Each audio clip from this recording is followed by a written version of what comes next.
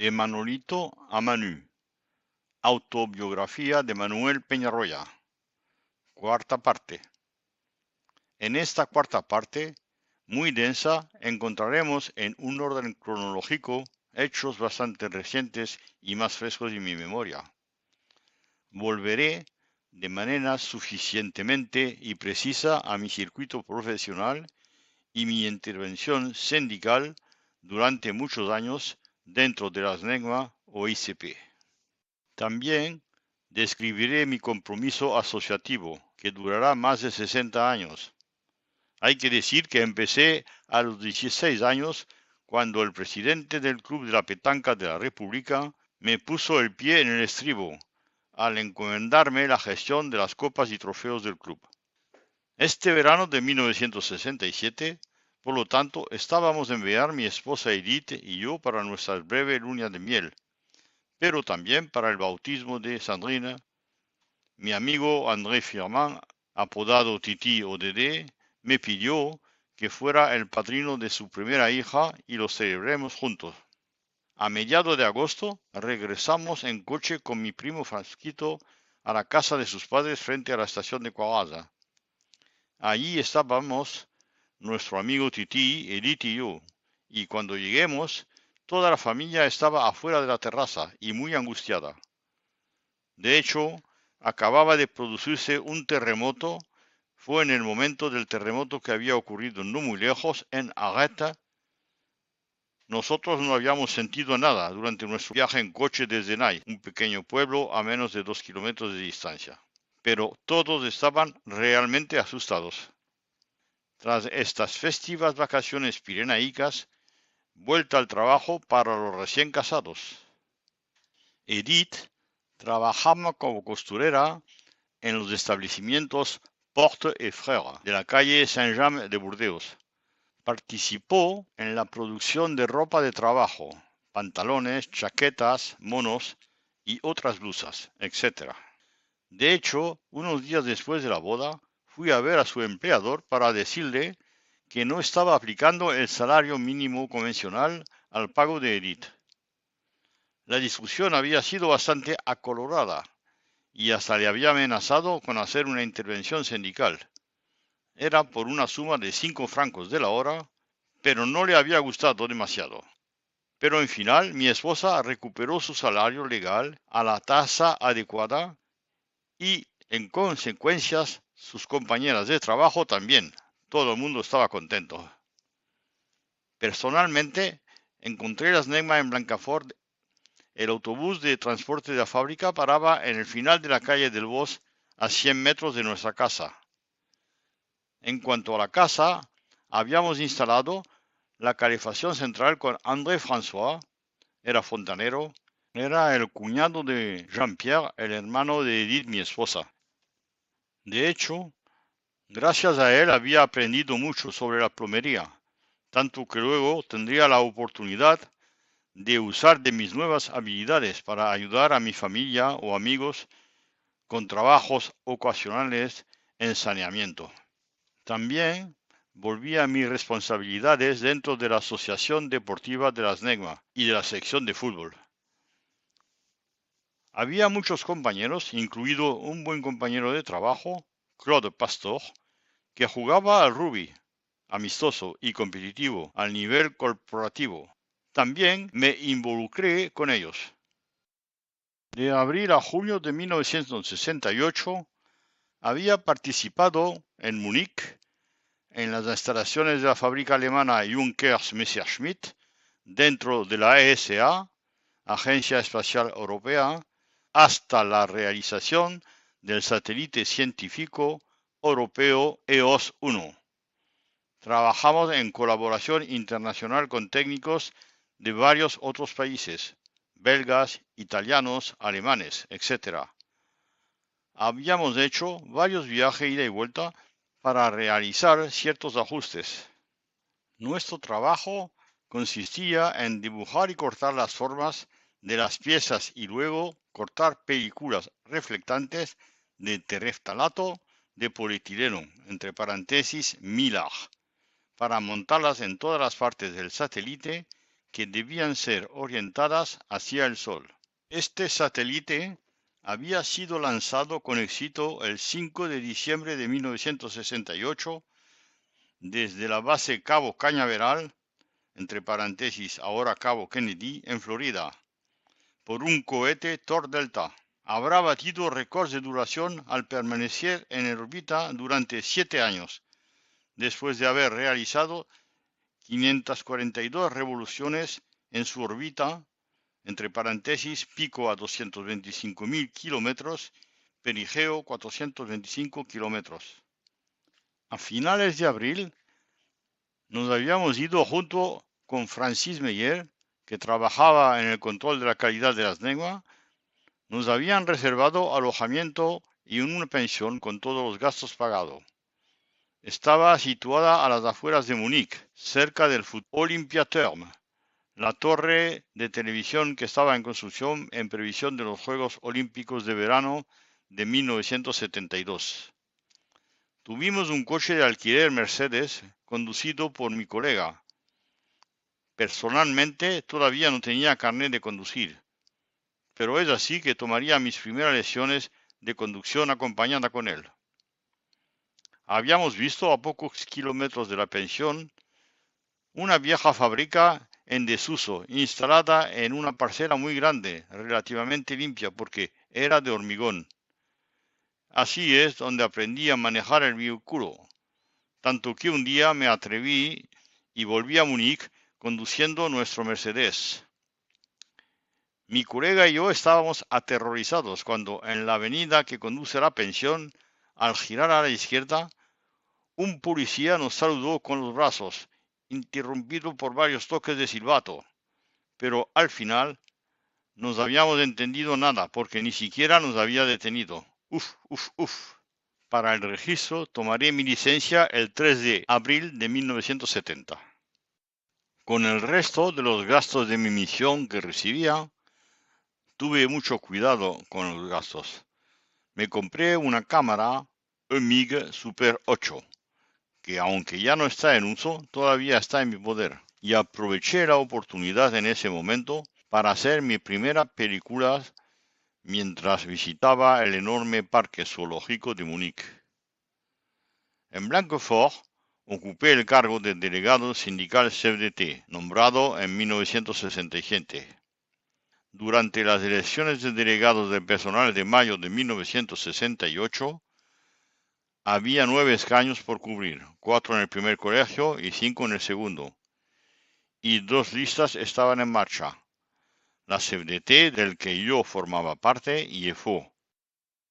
Habíamos obtenido 4 escaños. Por mi parte, había sido elegido titular en el segundo colegio. El primer gran tema que tuvimos que discutir después de estas elecciones fue la reducción de la jornada laboral de media hora, que terminó con el aplazamiento de esta reducción para el viernes.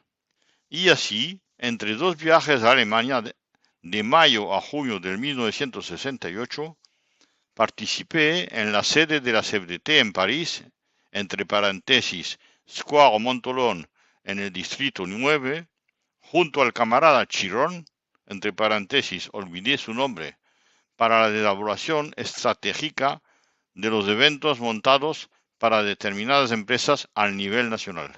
Por lo que recuerdo, los acontecimientos del mes de mayo de 1968 se desarrollaron con bastante calma en las NEGMA. Hubo un brote alrededor del 20 de mayo durante una intervención realizada por el secretario general del Comité de Establecimientos, Jean-Claude Houdin, antes de una reunión de personal. Hizo balance de la cantidad de centros NEGMA que estaban en acción. Esto dará lugar a un movimiento de huelga en Blanquefort que durará 3 semanas. Pero bueno, personalmente tuve poca presencia en el centro, porque durante ese periodo estaba a menudo en movimiento a Alemania.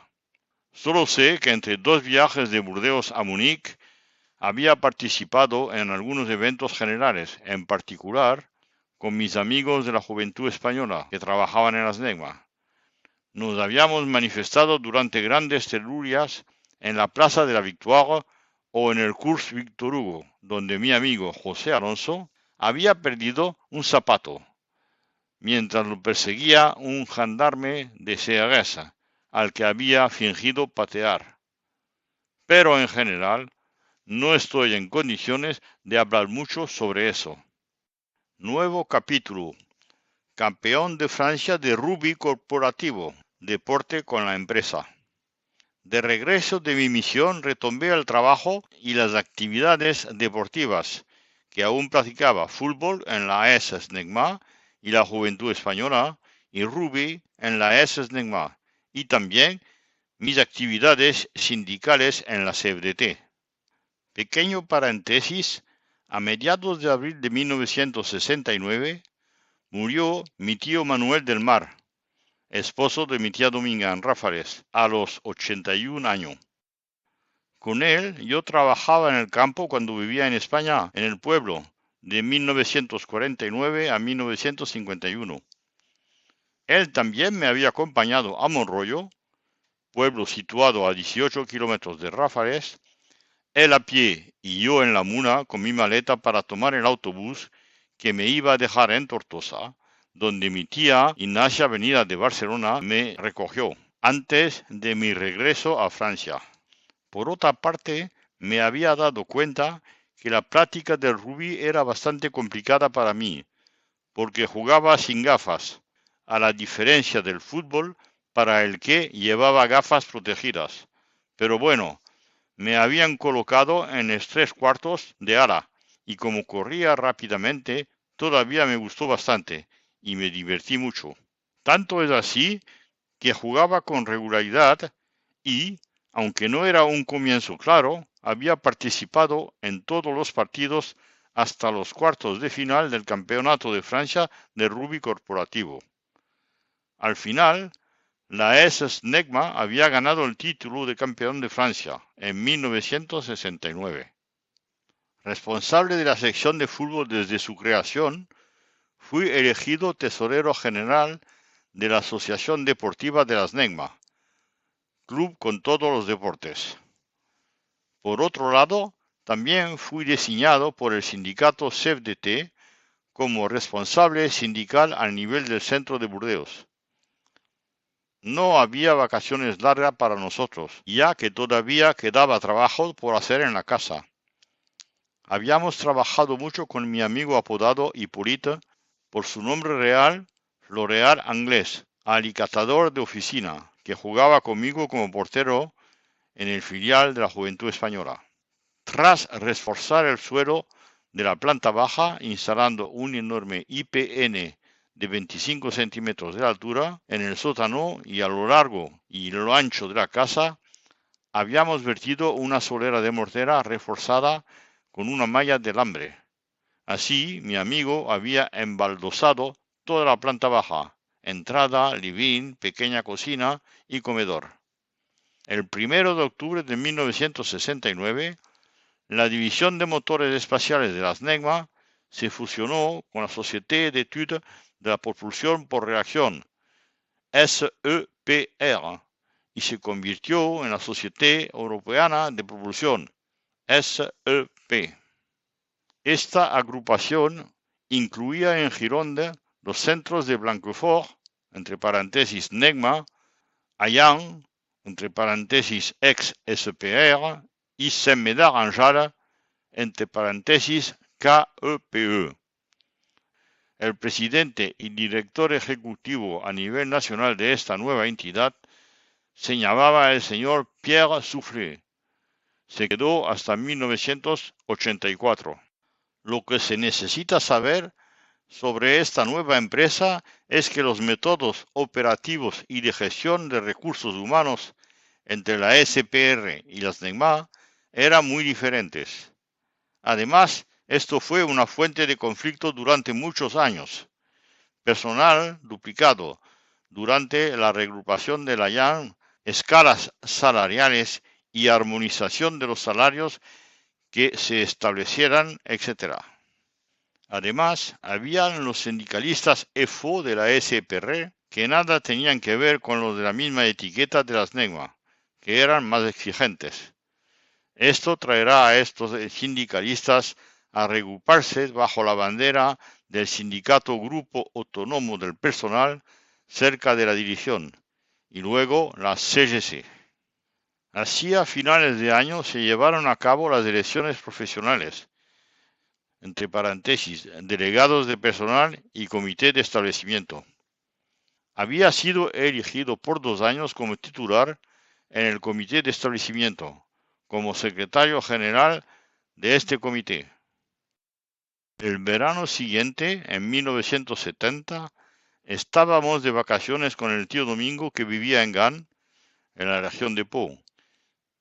Mi tío había sido invitado por sus amigos españoles y tenía previsto de realizar en coche el viaje para ir a Almanzora, localidad situada a orillas del Mediterráneo en la provincia de Castellón. Era una gran distancia, casi 600 kilómetros, que recorrer desde casa con su coche, un Renault 4L. Por ello, se decidió primero pasar unos días en Ráfares antes de emprender el viaje a esta localidad situada en el sureste de España. Salimos a 3 con mi esposa Edith. Estaba muy feliz de volver al pueblo, donde me había criado mi tía Dominga entre 1949 y 1951. Habían pasado casi 20 años desde que yo había vuelto. Habíamos hecho un viaje tranquilo. Cuando llegamos a Ráfares, fuimos recibidos como reyes por mi tía Dominga, que estaba muy feliz de volver a verme.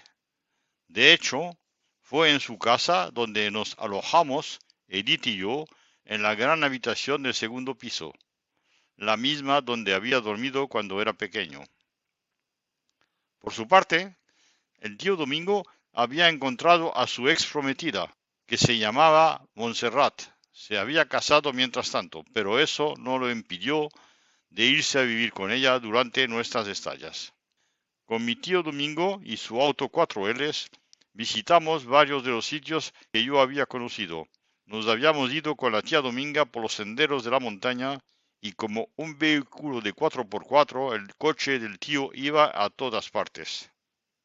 Después de un tiempo pasado en el pueblo, salimos a visitar a los amigos del tío Domingo.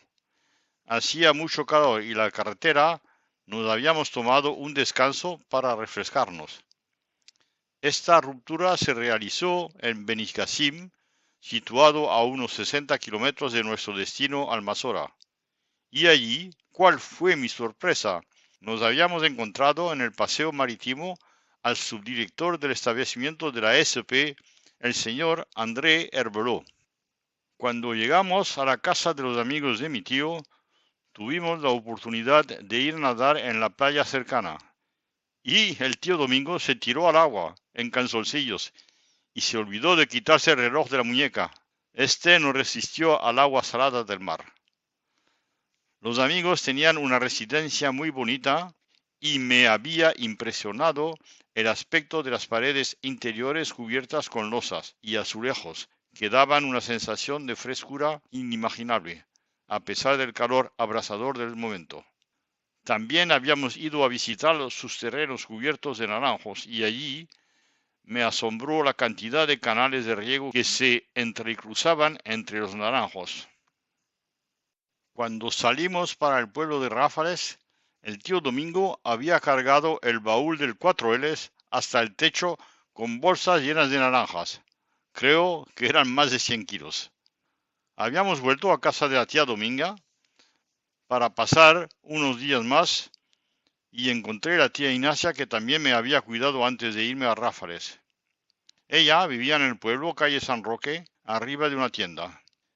Antes de irme había recibido como regalo de ella un gran fajo de billetes de 100 pesetas que ella había ahorrado para dármelos. Luego fue el regreso a Francia con el tío Domingo y luego con nosotros en la casa de la calle del Bos. En el lado laboral me quedaría en la oficina de diseño de Blancafort hasta que los líderes locales decidieran enviar a los gallos irreductibles que éramos como miembros electos del sindicato, entre paréntesis, personalmente fui el secretario general del comité de establecimiento, disfruten el placer de trabajar con los líderes reaccionarios del centro de Hayan de la SPR, integrados principalmente por ex militares colocados allí en posiciones reservadas para ellos. En este cambio disciplinario, que tuvo lugar el 1 de enero de 1971, había traído conmigo a un colega, el representante de empleados Claude Pastor. Nos encontramos bajo la atenta mirada de un jefe de oficina de estudios que era pequeño en tamaño, pero era un gran torcido, hipócrita y bastante torturado del cerebro. Mis nuevos compañeros del centro de Hayan me habían advertido sobre sus métodos. Frente a este tipo de individuos, me había organizado en anticipación. Anoté cuidadosamente en el cuaderno todas las solicitudes de trabajo que me recibí, con las fechas precisas, pero también todos los detalles y fechas de los logros de estas solicitudes. Bueno lo había hecho, porque un día estaba denunciando mi falta de trabajo frente a un grupo de jefes de departamento, y yo le había clavado el pico sacándole mis cuadernos completos con anotaciones detalladas de todo lo que tenía que hacer. Mi esposa Edith había dejado el trabajo de los establecimientos Porte et Frères el 5 de febrero de 1971, poco tiempo antes del nacimiento de nuestro primer hijo. Mientras estaba en el hospital esperando el parto, recibí una llamada telefónica de la clínica alrededor de las 6 de la mañana, diciéndome que el trabajo de parto había comenzado. Salí de casa muy rápido para llegar a la clínica en Burdeos de Bastida justo cuando le cortaron el cordón umbilical. Llegó justo a tiempo. Eran las 6:30 de la mañana del 27 de marzo de 1971 cuando nació nuestro primer hijo, Ricardo, que pesaba casi 4 kilogramos, entre paréntesis 3,990 kilos.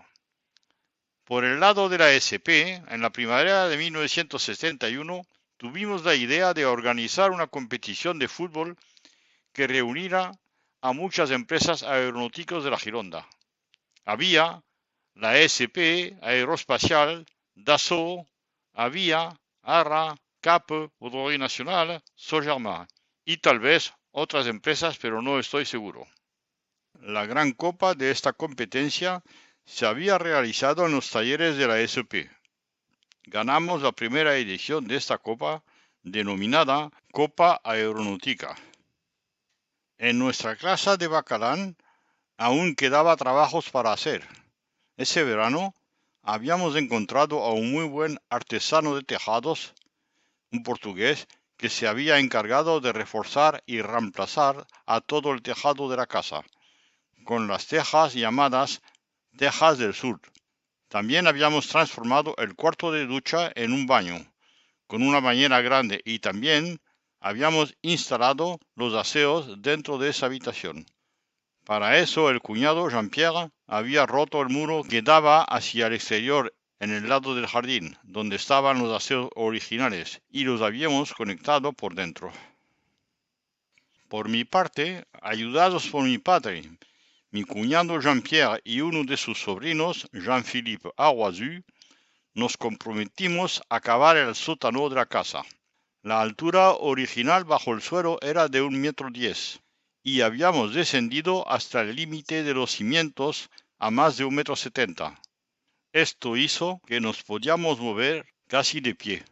Con una camioneta cedida por el comité de establecimiento de mi fábrica, habíamos hecho muchos viajes para evacuar la tierra hasta el centro de reciclaje que no estaba muy lejos de nuestra casa. En el distrito de Bacalán era Camino de la Barda, justo al lado de un campo de gitanos. Como la calle del Bos estaba cerca del Garona, el sótano de la casa estaba relativamente húmedo. Con mi padre habíamos vertido una solera de hormigón en la que mi padre había añadido un sellador y la habíamos armado con chatarras para reforzar los cimientos.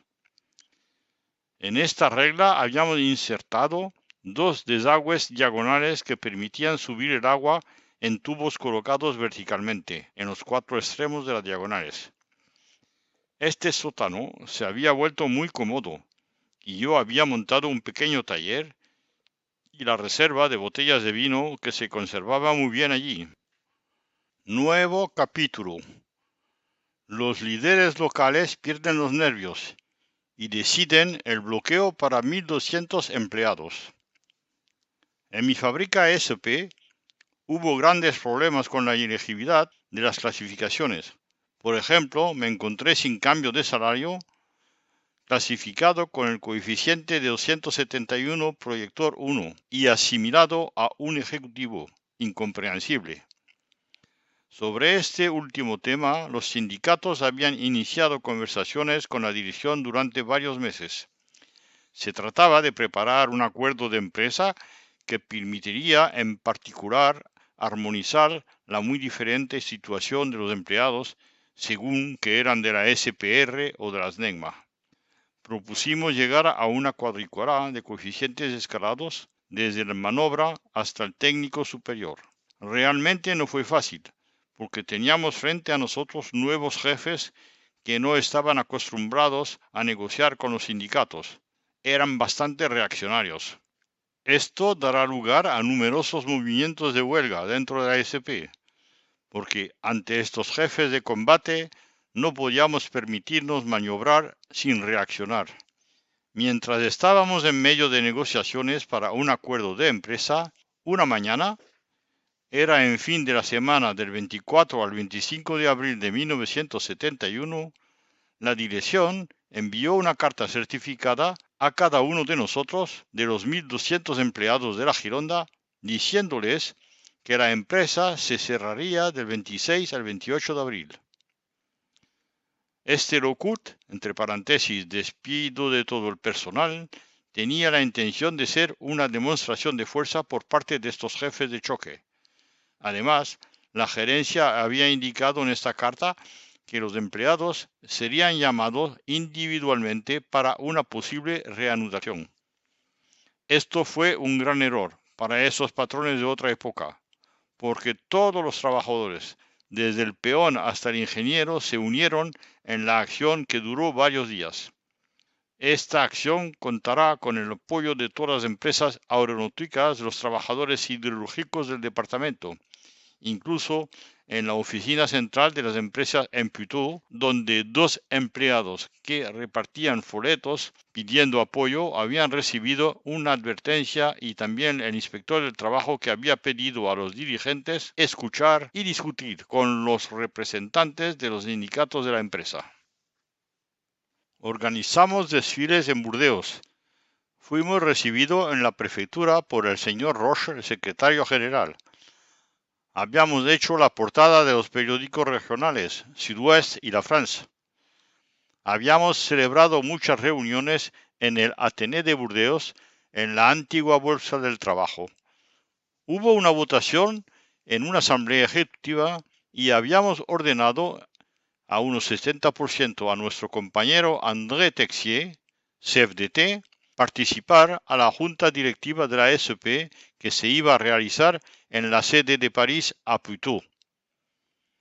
Este conflicto había terminado en acuerdos a medias, pero habíamos logrado bastante progreso. Rompimos la lógica de los aumentos porcentuales, simplificamos y aclaramos el sistema de procesamiento de salarios.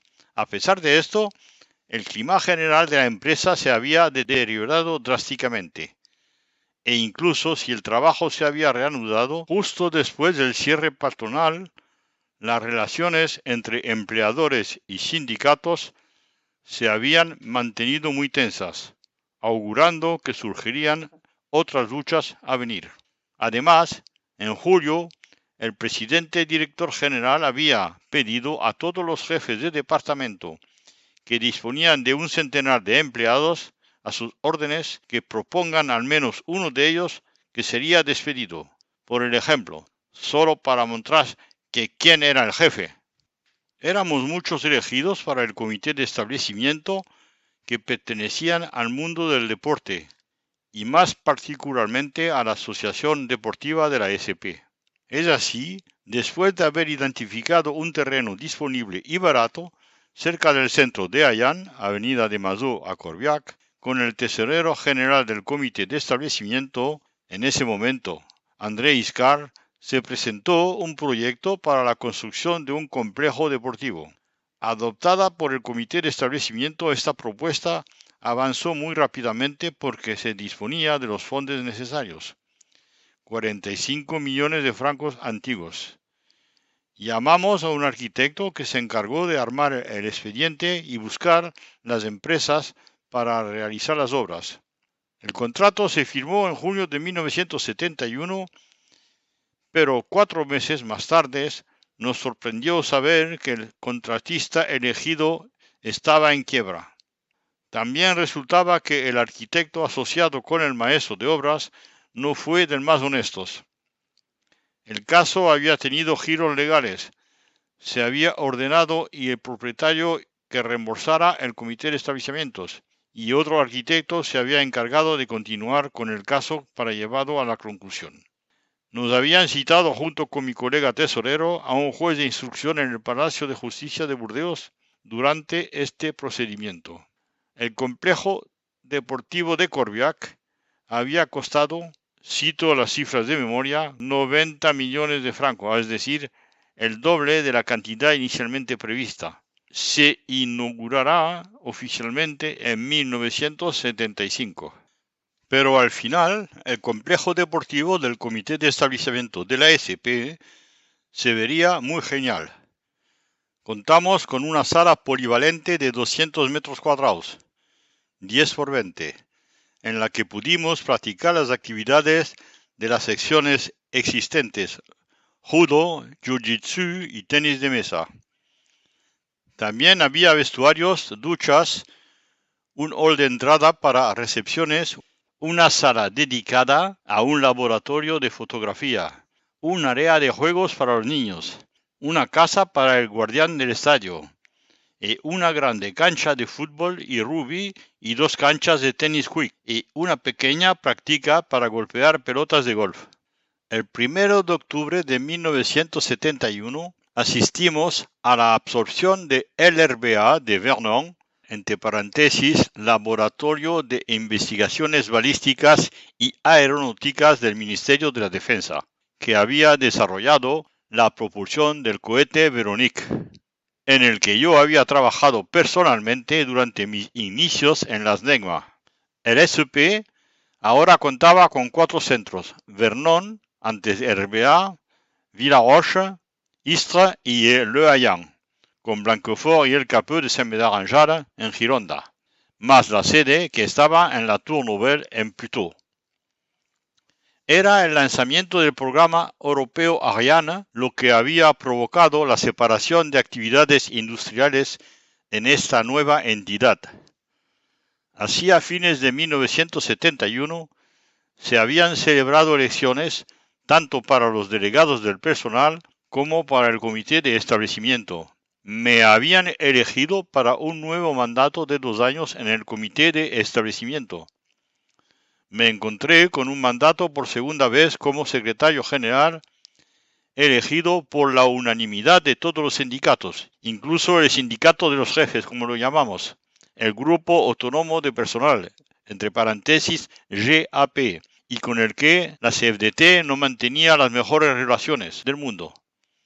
Todos habían votado para mí. Luego, varios de nosotros fuimos elegidos para participar en el comité central de la empresa SP. Y es así como durante la reunión de este comité central de empresa, celebrada con los representantes electos de todos los demás centros de la empresa, en la sede situada en la Tour Nouvelle de Puteaux, que fui elegido secretario general del comité central de la empresa. Ocuparé este cargo durante 2 años hasta finales de 1973. Fin de la 4ª parte.